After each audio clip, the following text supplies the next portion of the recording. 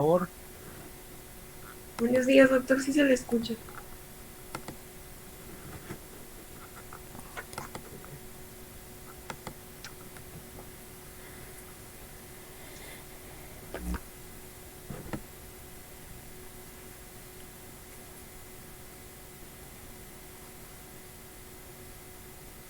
Buenos días, alumnos, ¿me escuchan, por favor? Buenos días. Buenos días, doctor. Sí se la escucha. Buenos días, doctor, sí se le escucha.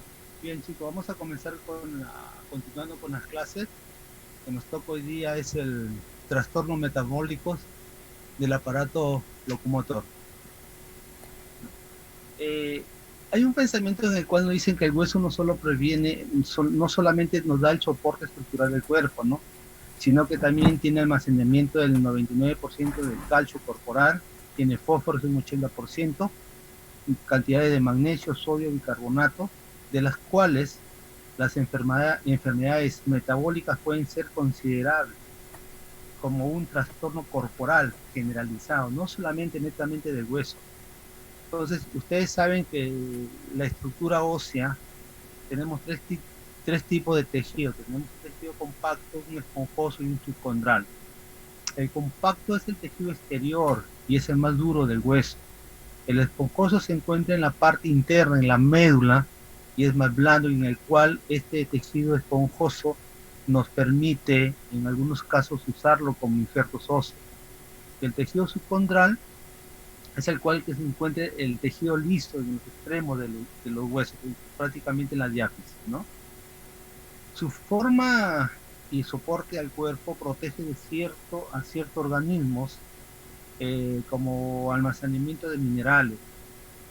Y también saben que tiene tres tipos celulares, ¿no? Tenemos los osteoblastos, osteocitos y osteoclastos. Son los que van a permitir la formación ósea, ¿no?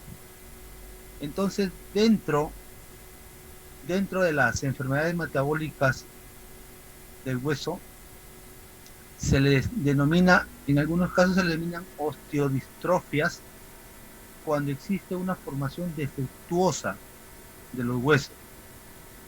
Puede ser por una falla en la matriz ósea o en la mineralización o en su mantenimiento, lo cual permite un crecimiento del esqueleto en los adultos.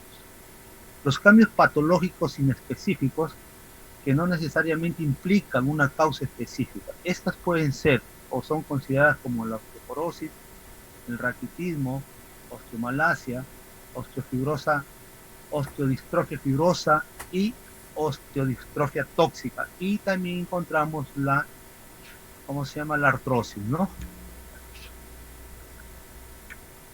Bueno, la osteoporosis, ¿no?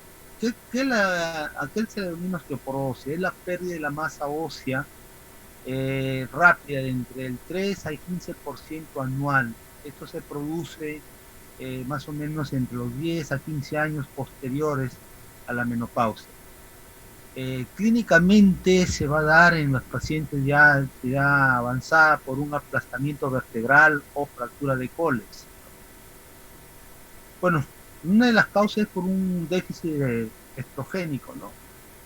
Por una disminución del estrógeno. Esto produce un aumento de las interleuquinas, del factor 1 y 6, y el factor de necrosis tumoral por el hueso y la médula ósea. Inhibe la liberación de factores de crecimiento sistémicos y locales. Altera también el metabolismo de la vitamina D, tanto su total y libre, y el 1.25 de hidroxivitamina D. ¿No? Estas son las causas por las cuales en unos pacientes nos dan osteoporosis. Como le dije, aquí hay un pequeño resumen: la pérdida de la masa ósea, deterioro de la microarquitectura ósea, y en la cual nos conlleva a la presencia de las fracturas, ¿no? La OMS nos define como osteoporosis. Ellos toman 3 parámetros, ¿no? En la densitometría ósea, en las cuales nos dan unos niveles de -1, es el nivel estándar, en las cuales se da a referencia en pacientes jóvenes. Una osteopenia se considera entre -1 y 2.5, con con referencia al adulto joven. En las densitometrías óseas sale un marcador Z, que eso es lo que nos va a indicar si el paciente entra en una osteopenia o se encuentra en una osteoporosis. Valores inferiores o mayores a menos 2.5 se considera una osteoporosis con relación a los adultos, a los pacientes jóvenes, y la osteoporosis grave ya estos son mayores de menos 2.5, ¿no? En esto ya hay con presencia de fracturas o se encuentra un hueso bien deteriorado, ¿no?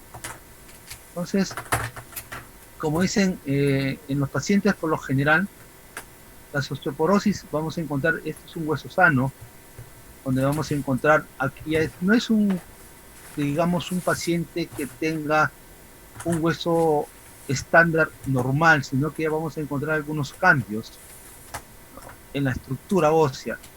No sé si alguien se puede decirme qué encuentran de alteración a nivel de estas vértebras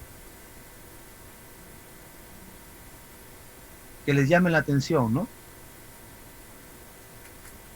En la estructura más que todo, ¿qué ven?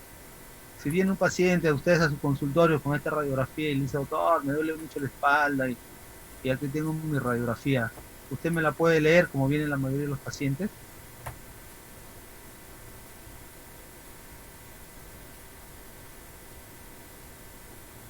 Puede ser un poco de radiopacidad en el cuerpo vertebral. ¿Qué más? Picos del oro, creo que es un clásico. Exactamente, esto de acá. Estos picos de oros, y si ustedes ven que la estructura ósea, vamos a encontrar unos cambios en la esclerosis ya del hueso, ¿no? Entonces esto ya es fuera de su problema de la osteoporosis, este paciente también tiene una artrosis, ¿no? Que ya estos son característicos, signos de una artrosis. Y como vamos a ver acá, ya vamos a encontrar una fractura por aplastamiento en la segunda gráfica, como ven. Estos ya son unos pacientes que fuera de su problema de su osteoporosis vienen asociados con una fractura, que vamos viendo acá, como les dije anteriormente, ¿no? Y vemos acá cómo es la estructura de un hueso normal y una estructura, esto ya microscópicamente, en la cual le vamos a encontrar alteraciones en la matriz ósea, deformidad, histológicamente, ¿no? Igual vamos viendo una persona adulta joven, a los transcurso de los años, cómo se va perdiendo la estructura postural del paciente, ¿no? Un paciente ya de una edad de 80, 85 años que va al consultorio con esta jiba, ya posiblemente es un paciente que tiene una osteoporosis grave, ¿no?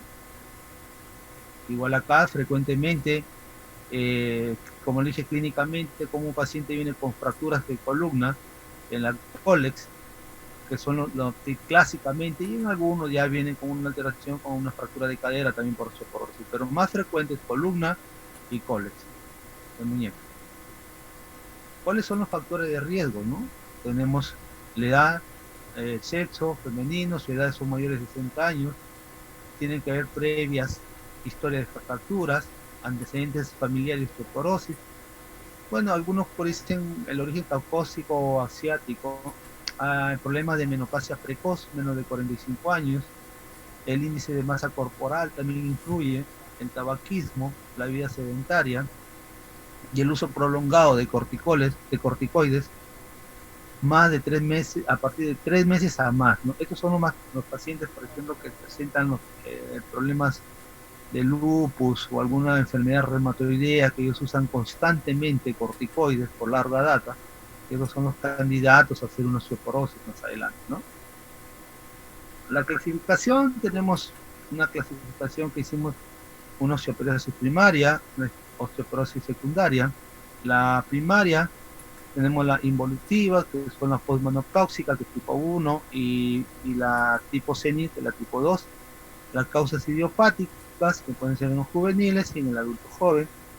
Las osteoporosis secundarias, acá hay algunas enfermedades endocrinógenas, hematológicas, genéticas, fármacos, inmunovitilizaciones, ¿no? En las endocrinológicas tenemos el hipertiroidismo, hiperparatiroidismo, hipercortisolismo y el hipogonadismo. Entre las hematológicas tenemos el mieloma y la leucemia.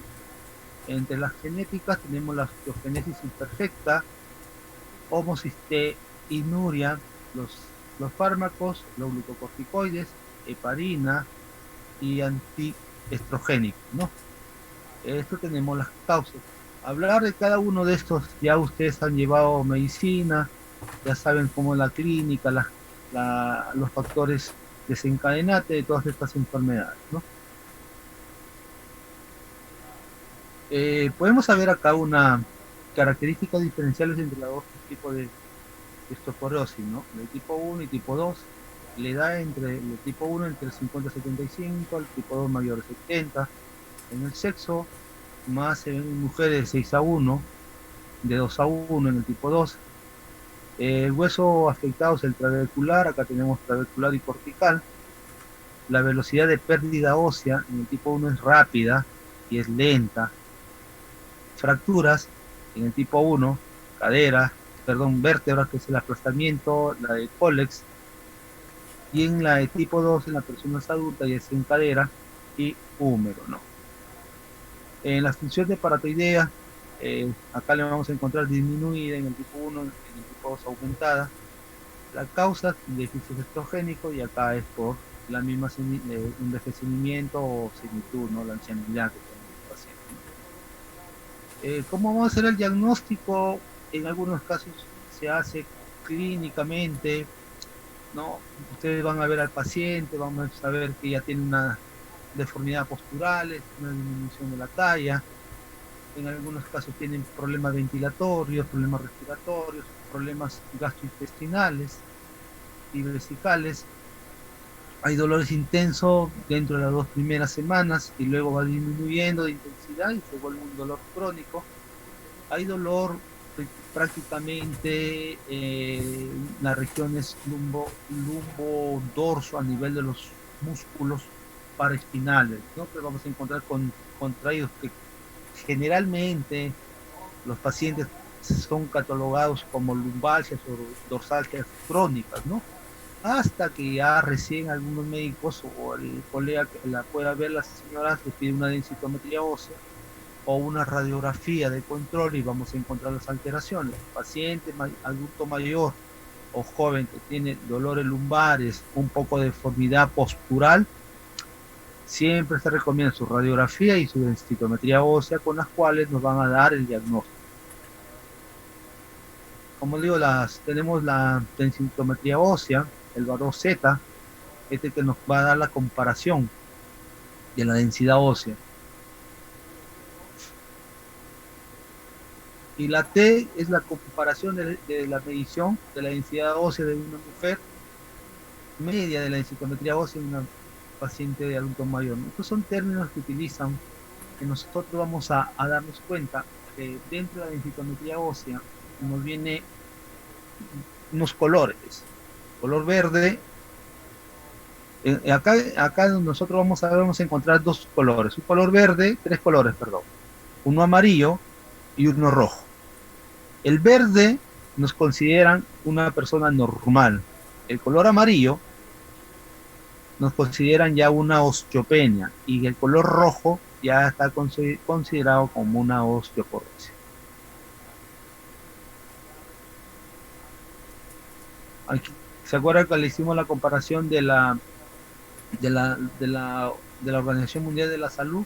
¿Cómo consideraba una osteoporosis? Aquí tenemos los parámetros, los valores. Y acá tenemos también un cuadro, ¿no? Como le dije, los métodos para estos tenemos que hacer sus radiografías, que vamos a encontrar un adelgazamiento y acentuación de las corticales. Hay un reforzamiento de las trabéculas verticales de las vértebras, hay una disminución de las trabéculas. Esas trabéculas son, en algunas radiografías se ven unas rayas, como unas rayas en la radiografía, que esas son las trabéculas. Y estas son las horizontales son las que se van perdiendo o se ponen menos intensas, que le dicen radiopaca, ¿no? Hay unos aplastamientos, acuñas o compresiones vertebrales, y también se van a ver una pérdida de la mineral, ¿no? Mineral óseo en los pacientes entre el 30 a 40%. Bueno, esto de radiografía ya me supongo cuando han llevado el curso de radiografía les habrán explicado también, ¿no? Por ejemplo, otra vez vamos a ver una radiografía, vamos a ver, esas son las corticales, vamos a ver una acentuación, se ven más blancas, ¿no? Hay un aplastamiento, una cuña acá tenemos una cuña, y vamos a ver también acá una compresión posterior, el espacio articular entre las dos vértebras y se van dando cuenta cómo la columna se va deformando en los pacientes, la cifosis, ¿no? Una cifosis bien marcada de este paciente. En algunos casos también se hace un parámetro de ultrasonido calcáneo. Son tamizajes que se utilizan en grandes poblaciones, en las cuales nos va a dar una densidad, más que todo de la densidad ósea a través de las trabéculas. Es una prueba rápida y sencilla y bueno, es barata, no es muy cara. Que utilizan, por ejemplo, en campañas de salud que se hacen, llevan una maquinita, ponen el pie y nos da el resultado en un minuto, nos da el resultado del paciente. Es un indicativo en el cual el paciente va a tener o no tiene una osteoporosis. Y la tomografía es la que nos permite ver con mayor intensidad o mayor nitidez si va a haber o no una densitometría ósea. Bueno, ¿cómo vamos a ver una prevención, ¿no? La prevención primaria, tenemos que ver acá ya los hábitos dietéticos, los lácteos, hay que dar 3 raciones al día, hay que comer bastante fibra, hay que disminuir las grasas, el café, el alcohol y el tabaco, hay que hacer un ejercicio regular, aeróbicos y de carga, hay que tomar un poco de baño de sol. Aquí en los pacientes tienen que evitar las caídas para evitar el consumo de fármacos, los ansiolíticos, los hipnóticos, los diuréticos. Hay que ver acá también una consulta para el oftalmólogo y el otorrino para ver si hay algún problema en la audición visual o auditiva.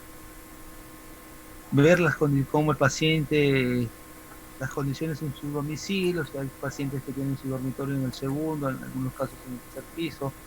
Hablar con los familiares que deben estar los pacientes, evitar que suban muchas escaleras o tengan el riesgo de sufrir caídas y como consecuencia pueda producir una fractura, ¿no? Hacer un buen diagnóstico de algunas enfermedades concomitantes, por ejemplo, menopausia precoz, si había cirugías previas, si había menorrea, una buena historia clínica y el tratamiento farmacológico, ¿no? Bueno, los tratamientos farmacológicos que vamos a encontrar los fosfonatos, que son la primera elección. La administración va a ver de acuerdo al tipo de medicamento que vamos a usar, que generalmente se da en ayunas, con una buena higiene bucal y controlar la función renal y calcio y vitamina D. El tratamiento mínimo son 5 años. 5 años y hacer una reevaluación, pero por lo general nosotros estamos reevaluando pacientes cada 6 meses, a cada año, ¿no? Pero el tratamiento mínimo son 5 años para encontrar alguna mejoría del paciente, ¿no? Acá tenemos el tipo de medicamento, tenemos el resindronato. El resindronato desde 35 miligramos se da. En algunos casos, yo por lo general en la consulta particular doy uno por semana, tanto el resindronato como el alendronato. En ayunas, con dos vasos de agua y el paciente vaya a caminar media hora, ¿no? El ivandronato se da una tableta por mes.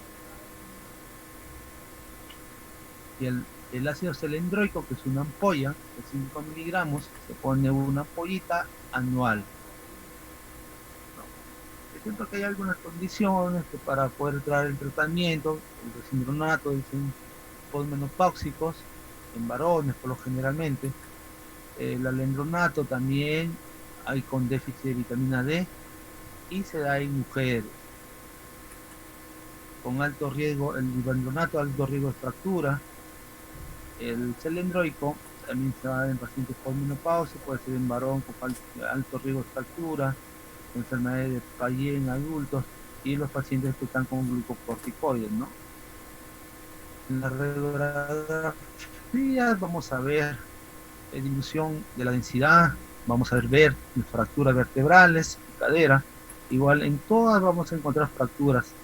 Con el bivalpronato generalmente vamos a dar a un paciente que tengan riesgo de fracturas vertebrales, y el ácido celendroico vamos a disminuir las fracturas, ¿no? Con el tratamiento.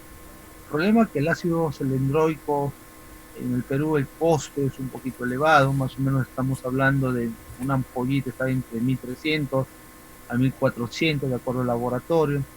El bivalpronato, de acuerdo al laboratorio, oscila cada tableta entre 150 a 220 soles de acuerdo al laboratorio. El alendronato y el risindronato ya son un poquito más cómodos, creo que cada pastilla se encuentran entre 9 a 15 soles, ¿no? El segundo tema es el deslizamiento epifisiario del fémur, ¿no? Es una separación de la articulación de la cadera del extremo superior. Más que todo esto se considera como una epifisis, ¿no? Es una separación del cartílago del crecimiento, ¿no? Que se va más o menos, se da entre los niños de entre 11 a 15 años. Dentro del tiempo que tengo como traumatólogo nunca he visto un caso de esta magnitud, ¿no? En la cual esto se va a clasificar en cuarto grado de acuerdo a la angulación. En algunos casos algunos lo consideran estables, otros lo consideran inestables.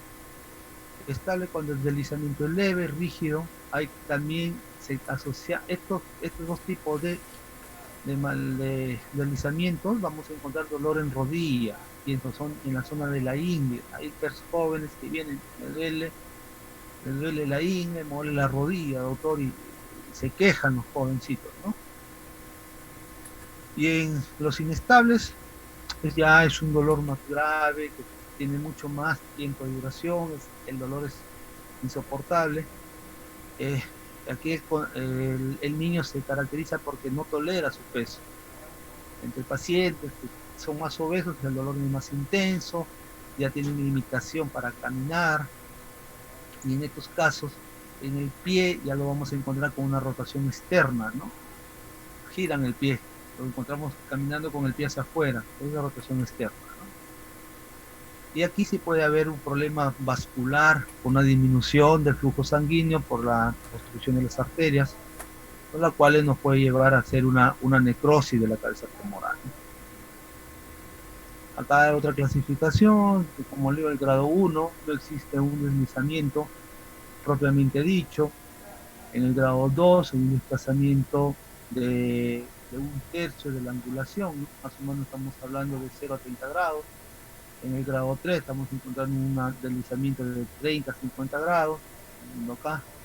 En el grado 4 ya es un deslizamiento mayor de 50 grados, ¿no?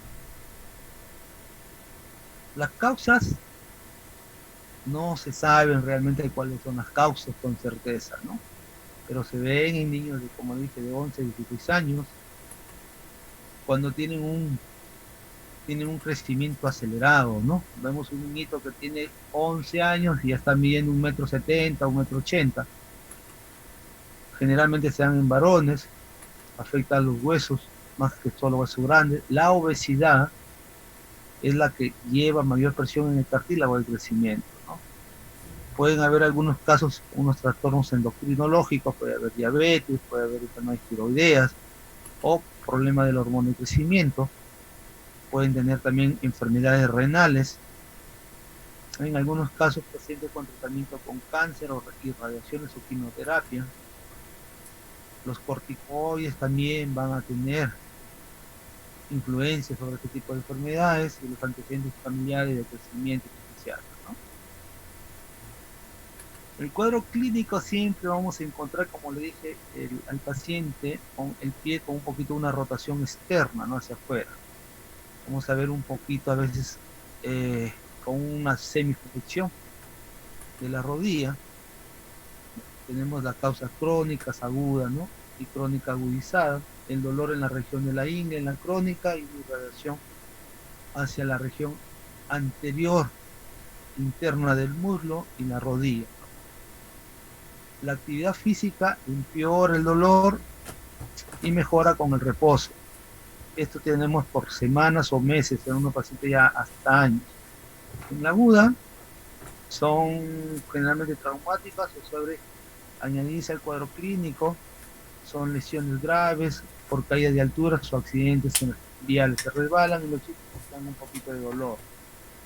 Y las crónicas agudizadas, aquí vamos a encontrar que ya el aumento del dolor es muy intenso y el paciente ya no puede deambular, va a tener que usar muletas para poder caminar. Bueno, el diagnóstico siempre vamos a ver, hay que hacer un buen examen clínico en los movimientos de cadera, hay que hacer una aducción, abducción, una rotación interna, rotación externa, ver si no hay dolor previo a nivel de la ingle o rodilla, ¿no? Porque siempre el paciente viene, doctor, me duele la ingle y el dolor viene con el dolor de la rodilla. Vamos, y si nosotros hacemos caminar al paciente, vamos a notar una diferencia en la marcha, ¿no? Va con siempre la pierna afectada, va a rotarla externamente, el pie lo gira hacia afuera. Hay que hacer una radiografía de la cadera, comparativas. A veces las radiografías, en algunos casos no nos dan un caso de algunas radiografías normales, pero hay síntomas. Cuando ya hay estos resultados, radiografía normal y la sintomatología, hay que hacer una resonancia magnética o una gamografía ósea. Esto nos va a permitir el contraste de los tejidos blandos y eso es lo que nos permite dar el diagnóstico, porque van a hacer una compresión de los problemas en las articulaciones y el cartílago y el diagnóstico temprano, ¿no? El tratamiento por lo general es un tratamiento quirúrgico con clavos o tornillos en la cabeza femoral para tratar de reducir el desplazamiento o el deslizamiento que hay, ¿no? Y eso de acuerdo al criterio del cirujano, puede usar unos clavos en cadera, ¿no? Que pueden ser tornillos de esponjosa, o en algunos casos, si son muy pequeños, se utilizan clavos Kirchner. El problema es que estos niños siempre, la literatura dice que van a ser problemas posteriores en las caderas. ¿Cuáles son los problemas cuando hay alteraciones en las articulaciones, cuando hay una deformidad? ¿Qué va a haber, qué puede causar ya en una persona? Por ejemplo, tiene un niño de 16 años a los 40, entre 39, 40 años en la articulación de la cadera. ¿Qué patología piensan ustedes que pueda tener?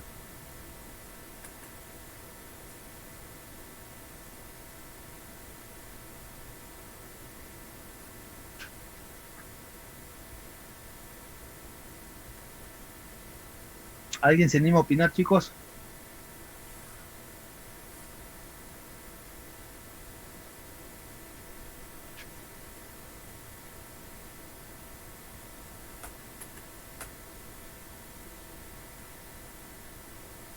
Bueno, lo común, chicos, una artrosis.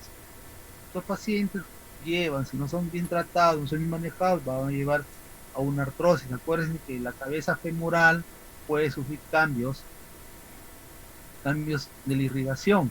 Los cambios de irrigación que nos lleva a hacer una necrosis avascular, ¿no? Y eso va a conllevar a que esa cabeza de fémur se va a deformar, va a producir mucho dolor y por lo consiguiente va a destruir la articulación.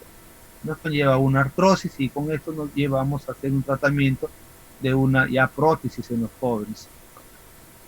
Por ejemplo, acá tenemos, no es un tornillo de esponjosa, un tratamiento de un niño con un desplazamiento artificial. Se pone su tornillo y se alinea la cabeza, ¿no? El raquitismo es la otra causa, ¿no? Por lo general es por déficit de vitamina D o fósforo.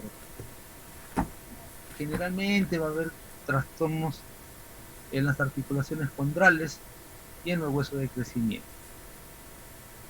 Hay un adelgazamiento en los extremos de los huesos largos, engrosamiento en las uniones costales condrales, en las cuales se llama el rosario raquítico. Los huesos son blandos son los huesos que en las necropsias que han hecho en pacientes que se pueden cortar con un cuchillo de caza, se puede cortar el hueso. Hay ensanchamiento e irregularidades en las líneas metificiarias, y esto está generalmente por el grupo de los condrocitos, que abundan sustancia de tejido osteoides o tejido fibroso. Es porque una causa del pérdida de la mineralización y el tejido osteoide, ¿no? Aquí encontramos dónde vamos a encontrar la zona de crecimiento de un hueso de un niño, bebé, otro joven, y este es un hueso de un adulto normal, ¿no? Cuando hay un crecimiento excesivo, una insuficiencia del cartílago, no vamos a producir un desgaste, una maduración, desintegrarse, va a producir una deformidad en la formación, ¿no? Acá vamos a encontrar el famoso retis, una deformidad en la estructura ósea. Vamos a encontrar a los niños clásicamente, ¿no? Una deformidad en las extremidades, talla baja, hay también unas alteraciones posturales. Igual acá también van viendo el déficit, el joven también. Incluso había algunas alteraciones también ahí a nivel de la estructura craneal también, ¿no? ¿Cómo vamos a encontrar la sintomatología? Generalmente vienen por dolores óseos, hay problemas dentales, debilidad musculares y calambres. Tienen a haber frecuencia las fracturas, deformidades esqueléticas, problemas en el crecimiento. En los neonatos puede haber una tetania neonatal, ¿no? Acá vamos a ver las deformidades dentarias en pacientes con raquitismo. Vamos a encontrar unos dientes medios que le hicimos nacarados, vamos a encontrar tipo cavernitas en los dientes. Niños también con algunas deformidades clínicas habituales, ¿no? Y no pueden hacer una deambulación adecuada, pueden haber fracturas de tallo verde, y siempre vamos a tener talla baja, ¿no? Igual acá tenemos donde podemos encontrar alteraciones. Hay creciente deficiencia en las fontanelas, en las curvaturas extrañas, en las columnas cervical y dorsales, en la parrilla costal, un abdomen bien distendido. Tenemos articulaciones tanto del codo y de la muñeca, en las piernas, deformidades en la parte distal del fémur, y a nivel talones engrosados, ¿no? Siempre el diagnóstico, no se olviden, va a ser clínico. Vamos a encontrar radiología, vamos a encontrar también los niveles de fosfatasa alcalina elevada, niveles de 25 hidroxi vitamina D3 disminuidos, y los niveles de calcio vamos a encontrar disminuidos, ¿no? Como vamos a encontrar unas características de los huesos, en la radiografía nos va a dar una demineralización ósea, hay aumento de la distancia entre la diáfisis y la epífisis, pérdida de la línea metaficiaria distal, el tórax raquítico, globuloso distendido, y podemos encontrar algunas fracturas en tallo verde. Tenemos la fractura en tallo verde, acá la radiografía, otra fractura, tallo verde. El tratamiento, por lo general, vitamina D, hay que dar dosis masivas. Estos son también tratamientos por años de déficit, ¿no? Las pautas son de 5 unidades día por 2 meses, de ahí se va manejando, va disminuyendo a 3.000, va disminuyendo a 2.000 por 4 meses, y ya cada 2000, después de 6 meses, más o menos de 8 meses de tratamiento. Es un tratamiento largo también, ¿no? A incrementar la dieta de los productos lácteos, queso, el pescado, la mantequilla, la leche y los cereales. Vamos a encontrar factores de riesgo, si niños son de 6 a 24 meses, piel oscura, falta de exposición solares, hay que usar un protector solar en todo momento, en estos pacientes, no comer alimentos que no contengan vitamina, calcio, fósforo, no comer comida chatarra para estos niños. Los niños deben de siempre, las mamás que tengan déficit de vitamina D, están dando leche al niño que no es adecuado, ¿no? Antecedentes familiares, bueno, los afroamericanos, estos los trabajadores o mamás que trabajan en lugares donde están encerrados casi mucho tiempo los niños, y la dieta vegetariana, ¿no? El otro cuadro es la osteomalacia, que es un reblandamiento del hueso, también es debido también a la disminución de la vitamina D, igual también que el calcio. Siempre los huesitos vamos a necesitar su calcio para mantener la fuerza y la dureza de los huesos. Este es prácticamente la osteomalacia va, siempre tenemos que hacer un diagnóstico diferencial con el raquitismo en los niños, ¿no? Tenemos huesos muy frágiles, a la tendencia a hacer fractura. En la columna generalmente vamos a encontrar la cifosis, a nivel dorsal vamos a encontrar una escoliosis, la dorlosis, y es un tejido osteoide, hay formación de osteoides, y si que el hueso es blando. También se puede presentar en pacientes, en los pacientes que están hacinados, 60%, pacientes de 98 años a más, en un 95% cuando tuvieron déficit de vitamina D.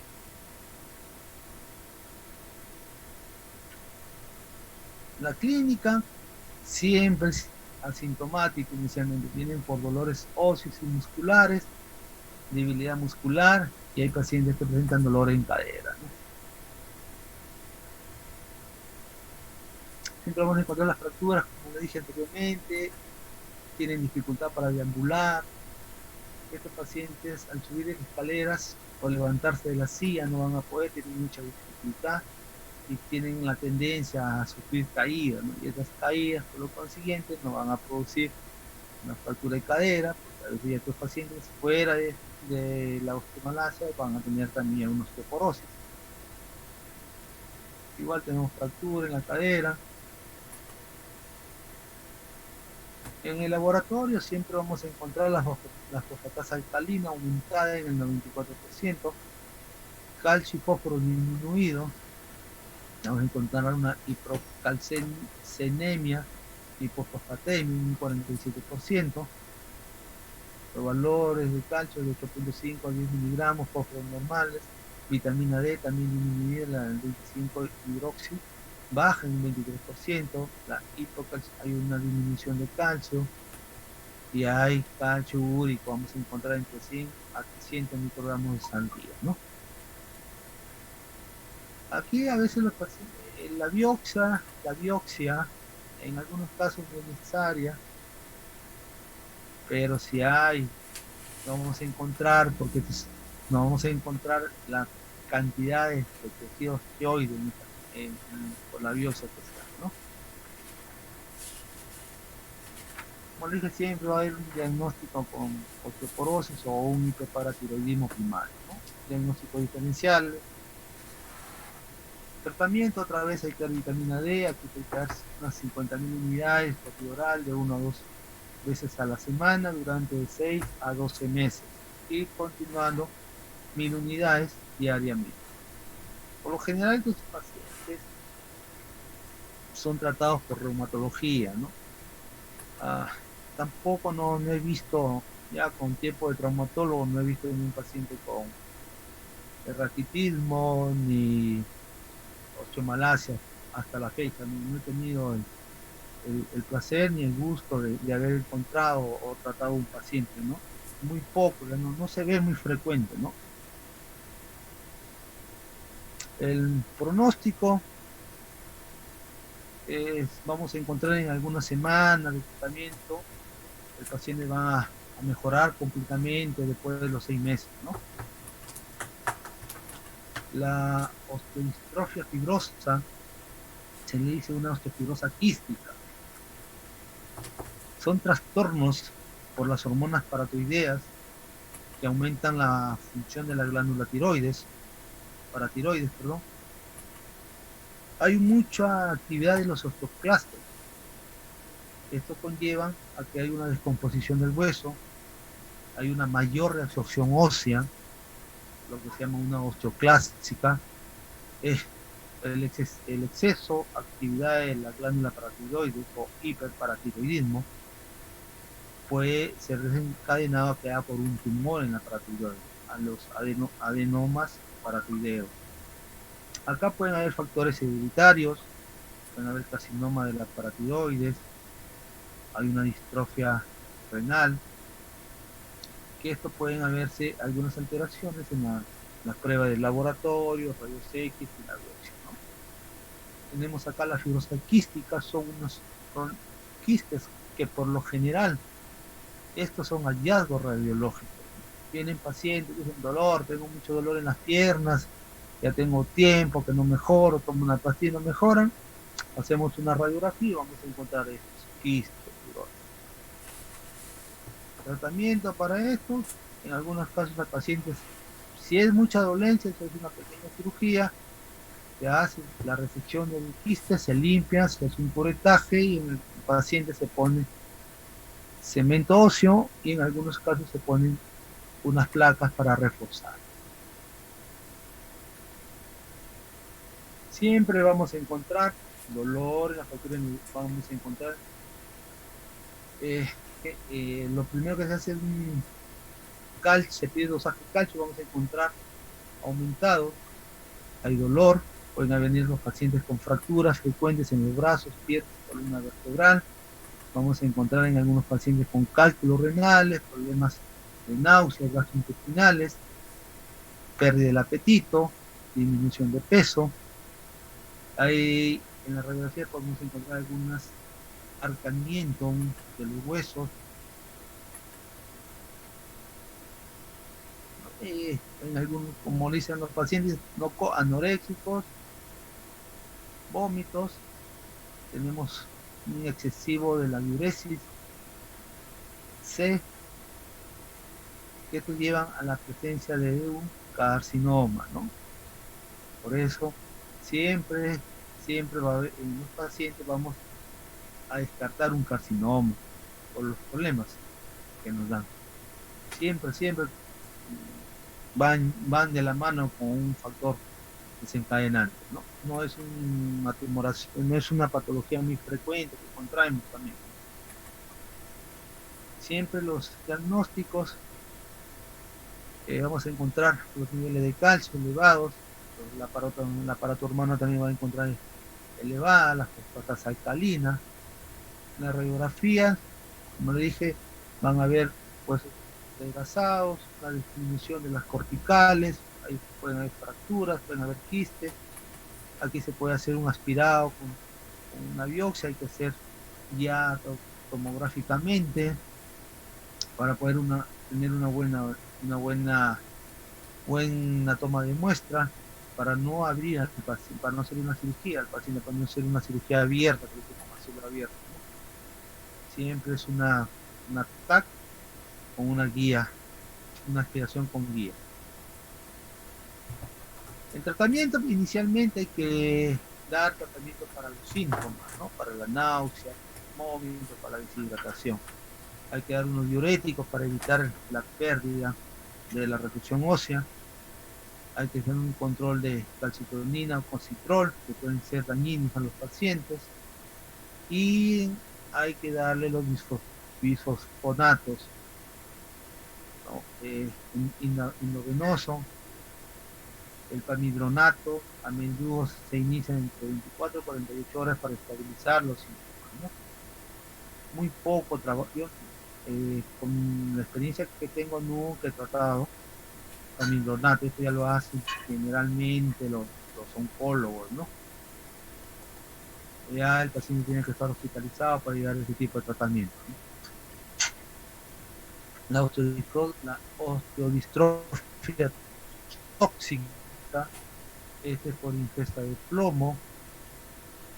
Esto va a producir una disminución de los osteoclastos, los que van a permitir una mayor reabsorción, mayor de la densidad a nivel metasticiaria y la actividad osteoclástica, ¿no? Nos lleva, presentan la línea de plomo paralelas a la epífisis o a la diáfisis. Hay un aumento de vitamina D, origina, que le dicen la matriz ósea rápida, porque puede producir la mineralización de los huesos largos. La zona esponjosa de la metáfisis que se extiende hacia la diáfisis, es decir, de la parte procristal hacia la parte media del hueso, se va llenando todo el canal medular, ¿no? Y trabecular. Aquí encontramos las manchas de plomo. Acá vamos a encontrar en la epífisis, en el cartílago de la epífisis, es un niño, al cual hay un engrosamiento del cartílago de crecimiento. Igual acá en otro paciente, el plomo, como se va impregnando en los huesos, al parecer que fueran unas esquirlas. El otro tema es la artrosis. Yo sé que estos temas son un poquito pesados, no es mucha didáctica, ¿no? Y es un poco tedioso, como dije las clases al comienzo, ¿no? Como sabemos que la artrosis es una enfermedad articular degenerativa de las articulaciones. Esto generalmente se lleva por la causa de la artrosis, no se determinan o no tenemos conocimiento exacto, son probabilidades, algunas cosas. En algunos pacientes a esto se le denomina osteoartrosis o osteoartritis. Tenemos la epidemiología, que pueden haber patologías articulares previas, quiere decir que pueden haber algunas fracturas, algunas alteraciones en las articulaciones, como hemos visto anteriormente, los pacientes de crecimiento epifisiario rápido. La prevalencia es a partir de los 40 años, en su forma primaria, dice. Se ven mujeres en rodillas y en las manos, y en hombres se ve en la columna, ¿no? En mujeres se encuentra en rodillas y manos, y en varones en la columna. La prevalencia radiológicamente es un 80% en la columna cervical, en pacientes a partir de los 75 años. Hay una disociación en la radiológica. En España, unos estudios han encontrado a partir de 20 años prevalencia de 10%, de 10.2% en artrosis en rodillas, en manos un 6.2%, y entre pacientes de 70 a 79 años, un 33.7% artrosis en rodilla y 23.9% en mano, ¿no?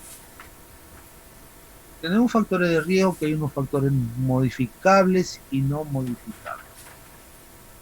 Los no modificables, genéticos, un 50% de los casos, el predominio del sexo en mujeres, la raza, los afroamericanos tienen mayor prevalencia a hacer artrosis en las rodillas, y es a partir de los 45 años, ¿no?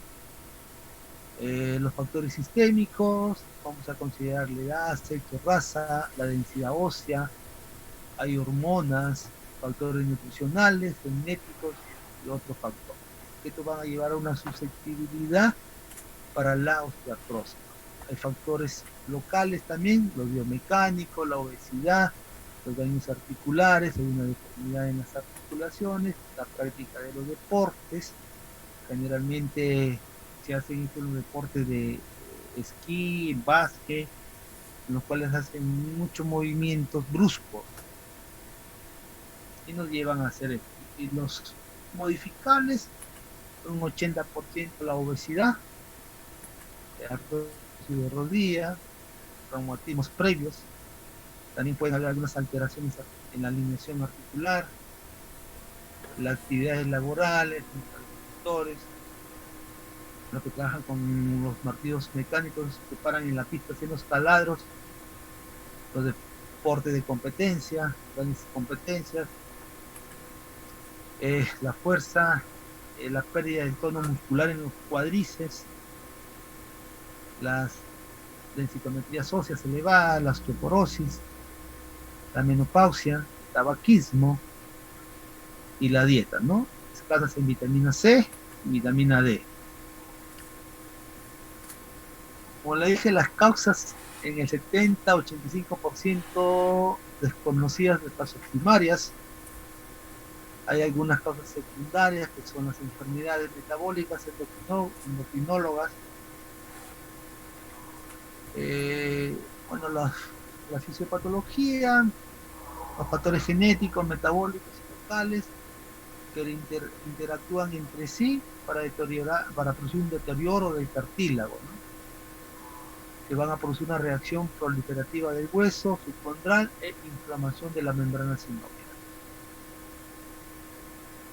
Los estudios genéticos dicen que encontrado el 37 mutaciones del gen COL21 codificado del colágeno tipo 2, que vamos a encontrar en una disposición en las articulaciones. La clasificación, tenemos las artrosis primarias idiopáticas que pueden ser generalizadas o localizadas. Las secundarias, hay enfermedades metabólicas, endocrinológicas, microcristalíneas, enfermedades articulares, neuroartropatías, hay problemas de hiperostosias anquilosantes vertebrales difusa, hiperlaxitud articular primaria, enfermedad de Ehlers-Danlos, enfermedades óseas de Payet, tratamientos traumatismos articulares y una disfunción articular interna, ¿no? Que pueden haber los meniscos, que son una causa en pacientes, bueno, dentro de la institución que yo tengo, donde trabajo, donde laboro, hay un frecuente pacientes que tienen meniscopatías crónicas que no se operan por temor a una cirugía, y llegan al consultorio, por ejemplo, llegan al consultorio han llegado el 2010, le dijeron que tenía que operarse y el paciente desaparece de la consulta y regresa después de 10 años, en el 2020, que el dolor es muy intenso, que no lo deja caminar, que tiene problemas para subir, bajar escaleras. Hacemos una radiografía de control, vamos a encontrar alteraciones radiológicas, vamos a encontrar los famosos osteopitos en la radiografía de rodillas, hacemos una resonancia y nos sale la lesión meniscal y un deterioro de la articulación por pérdida de la continuidad del cartílago, a un cuadro, una osteoporosis secundaria, ¿no? La clínica siempre va a haber un dolor articular, puede haber limitación funcional, hay crepitaciones, puede haber también un derrame sinovial, aumento de volumen, dolor. Y acá lo que quiero es estas crepitaciones. No siempre hay un paciente que venga, que me diga a una consulta o que les consulten a ustedes, mira, me suenan mucho las rodillas, camina y me suena. No siempre estas crepitaciones va a ser una artrosis. Si no hay dolor, no es una artrosis. Siempre va a acompañar con dolores articulares. Hay que determinar otras causas. A veces hay que ingresan a la articulación partículas de oxígeno y hacen unos falsos vacíos y producen unas crepitaciones, ¿no? ¿Dónde vamos a encontrar? rodillas, manos, en las falanges proximales y distales, en el trapecio carpiano, cadera, la columna y la primera metatarso-falángica del pie. También vamos a encontrar frecuente en las artrosis, ¿no? El curso siempre es lento y progresivo y exacerbaciones del dolor. El dolor es fundamental, que incrementa con las actividades y mejora con el reposo, ¿no? El peso es un factor también.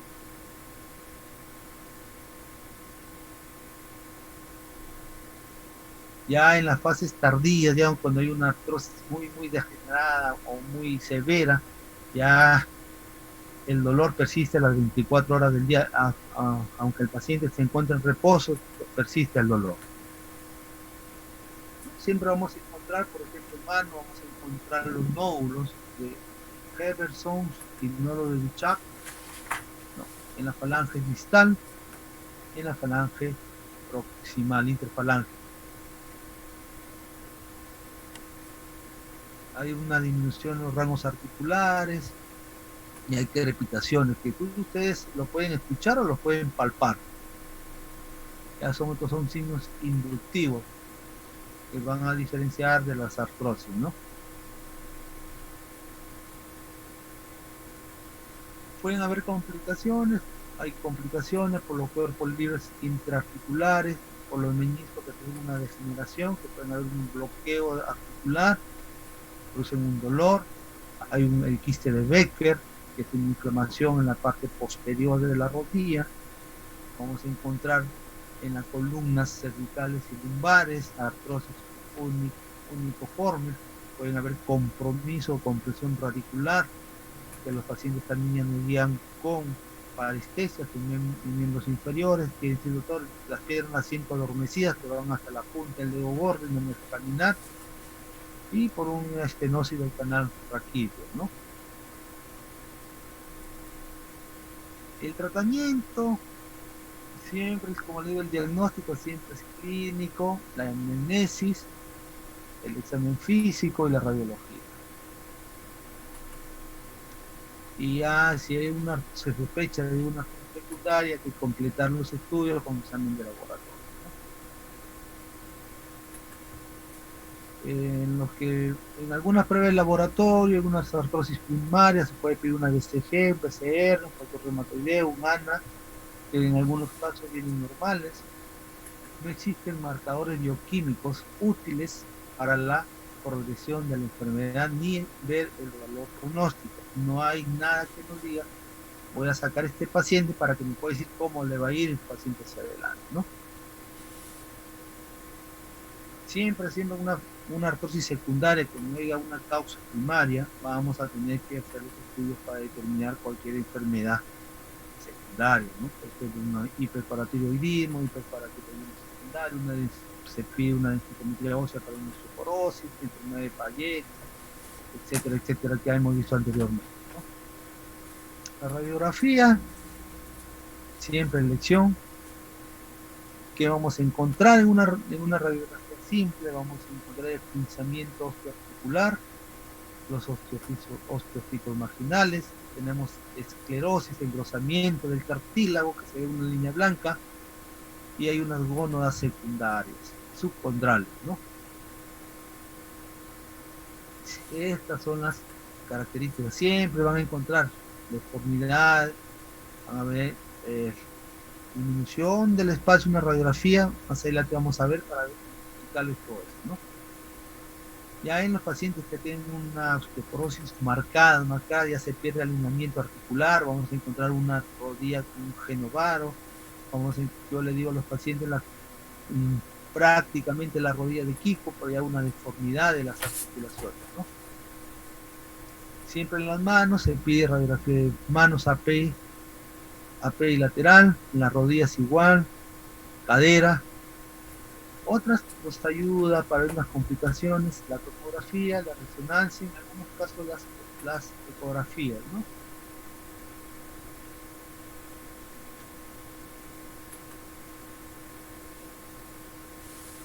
Bueno, este es un criterio diagnóstico de artrosis de la Asociación de Reumatólogos, en las cuales nos indican que el dolor de las manos se refiere durante la mayor parte del día.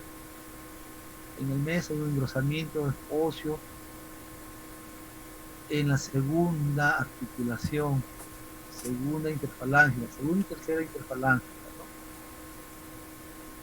¿no? Segunda y tercera interfalángica proximal y segunda y tercera interfalángica distal. Acá y acá. Y en algunos casos también hay en el trapecio y el metacarpiano. Trapecio. Siempre van ellos a encontrar criterios y van a encontrar dolor en rodilla mayor de días por meses, crepitaciones, rigidez matutina, más de 30 minutos. Bueno, ya saben ustedes que la rigidez matutina, el paciente se levanta con las manos rígidas, dobladas, dice que no las puede extender cuando se levanta, tiene que pasar transcurso en la mañana, se van soltando las manos y van soltándose y van a decir que el paciente mejora y desaparece. No desaparece, sino que mejora y el dolor es más tolerable, ¿no? La edad mayor de 38 años, un engrosamiento óseo en la exploración, igual para las rodillas en los criterios. En cadera, igual dice dolor en cadera de mayor parte del día, del mes que va previos. Aquí podemos encontrar una BCG menos de 20 minutos la hora, una radiografía con unos cositos. Como vemos acá, la deformidad de la articulación. Acá vemos una radiografía, la cadera izquierda normal, la cadera derecha, cómo se pierde el espacio articular, el influenciamiento, la esclerosis, un engrosamiento, no como la de acá. Ustedes ven acá la nítida la esclerosis, la cabeza femoral bien estructurada, bien formadita, y acá ya se pierde la cabeza de forma. Acá tenemos que hacer el diagnóstico diferencial de la artrosis. Tenemos una artrosis de mano, artrosis reumatoidea, artritis psoriática, así la gota. A esto ya, la artrosis de rodilla, la condrocalcinosis, ruptura meniscal y la meniscal vascular. Esto ya es para que más o menos tengan la idea, ¿no? Ahí les dejo para que lo puedan leer y sacar las conclusiones. El tratamiento hay que ser siempre individualizado, localizado y tratar de mejorar, ¿no? El dolor. Son medidas farmacológicas y no farmacológicas.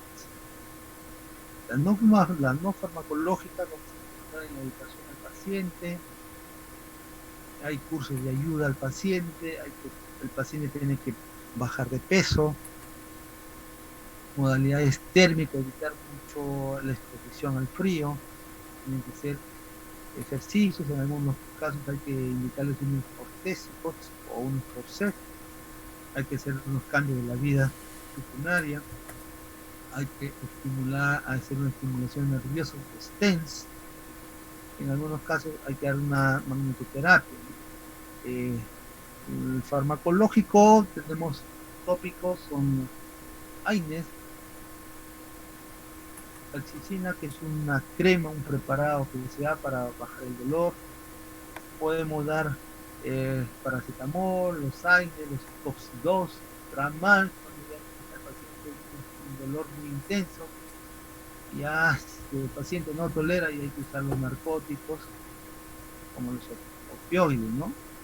Se puede hacer infiltraciones con corticoides o con ácido hialurónico, ¿no?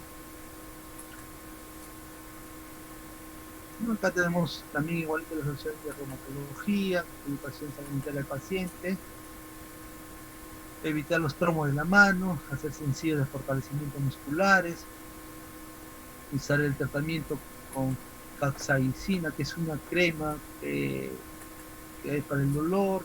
Van a preparar, se hace preparar capsaicina del 0.075% con un vehículo del 2% y al caso se le pone mentol al 2%, 2%, ¿no? Los AINES orales, el paracetamol, en algunos casos ya hay paracetamol de 1 gramo cada 12 horas.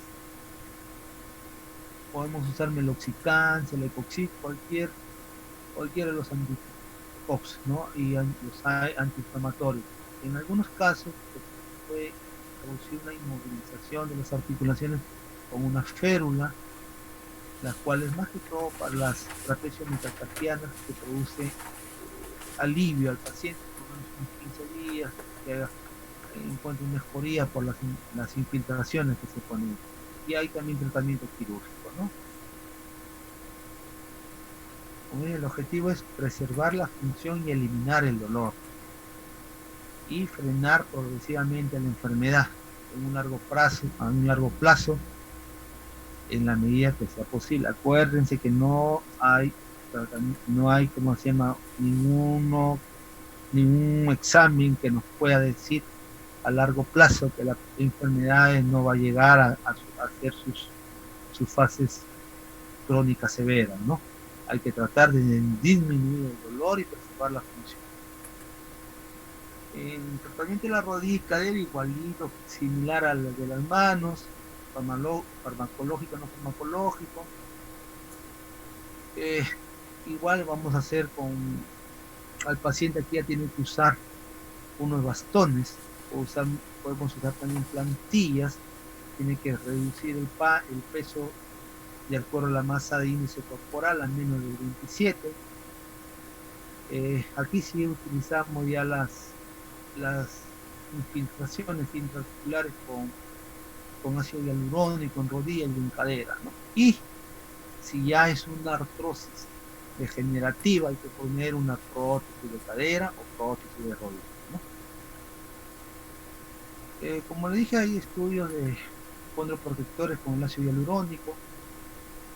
Se ve una mejoría en los pacientes cuando el cuadro clínico está entre grado 1 y grado 2 de una artrosis. Quiere decir, cuando hay un engrosamiento de la esclera y especitos marginales que todavía puede estimular a los osteoblastos para la formación de cartílago y mejoran en un 90-80%, ¿no? En las bases avanzadas, en tercer y cuarto grado, lo que nos va a disminuir es el dolor. También la glucosamida y el convertir sulfatazo. Hay los tratamientos, ¿no? Aquí vamos a encontrar, miren, la deformidad, el pinzamiento, la deformidad ósea. Ya hay un paciente que está en una artrosis ya de tercer y cuarto grado, igual acá, ven el pinzamiento, la deformidad, la esclera, todo, y ella está haciendo un genovaro, la rodilla se está yendo hacia adentro. Este paciente ya este paciente es candidato a una prótesis. Se le da tratamiento farmacológico para bajar el dolor, nada más. No se va a poder hacer nada más con este paciente. Si el paciente no se quiere operar, no quiere que le pongan una prótesis, o que no tiene, por ejemplo, hay pacientes que tanto es el dolor y no tienen los medios para una prótesis. Lamentablemente una prótesis en forma particular, algunos colegas están cobrando entre 25.000 a 30.000 soles para hacer una prótesis de rodilla. Entonces hay pacientes que no cuentan con este dinero, entonces es una artrodesis. Quiere decir, la artrodesis, poner una placa grande para fijar la rodilla. Y fija la rodilla en 30 grados y evita que el paciente ya no flexione ni extienda la rodilla. Y disminuye el dolor, disminuye toda la sintomatología. La única diferencia es que el paciente ya no va a poder flexionar, en otra palabra, doblar la rodilla, ¿no? Siempre la pierna la va a tener extendida, ¿no? Igual a con una artrosis en la articulación de las manos, se va deformando la segunda interfalángica, la articulación, la primera falange, como se va destruyendo las manos, ¿no? Columna cervical, igual, osteofitos, los picos del loro, se van cerrando los espacios, una glenohumeral, como se va destruyendo la articulación, la cabeza femoral. Este es el tratamiento, ya un tratamiento de esta es una prótesis de rodilla total, de rodilla, y esta es una unicondilar, que es un cóndilo nomás donde hemos encontrado una artrosis, con una prótesis. que es- Esta prótesis te cuesta 30.000 soles en la calle, porque la prótesis sola, el instrumental varía entre, la prótesis está entre 10.000 a 12.000 soles solamente cuesta la prótesis. Hay una prótesis de 7.000, 8.000 soles también, ¿no? La prótesis nada más. Otro tipo de prótesis, una artrosis de cadera severa. Antiguamente se ponían este tipo de prótesis. Una prótesis que es unilateral, destrucción de las dos articulaciones. Acá el paciente ya con una, una prótesis antigua, y tenemos la que ahora actualmente se pone, ¿no? Bueno, chicos, terminamos. ¿Alguna pregunta?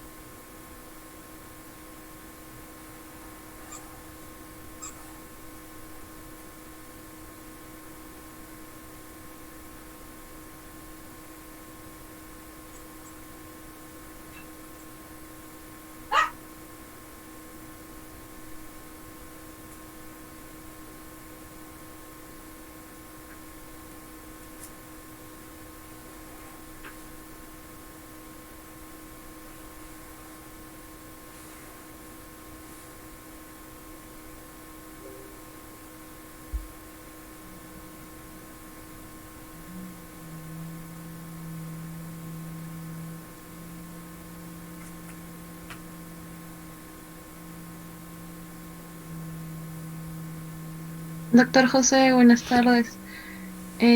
Quisiera saber si me puedo dirigir al doctor Joandi para poder hablar un tema del examen.